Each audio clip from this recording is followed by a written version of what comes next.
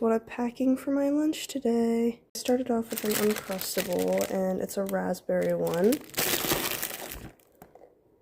Then I got a fruit cup.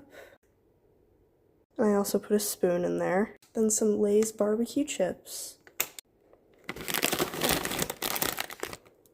Then a couple of Rice Krispie treats, one for lunch and one for a snack.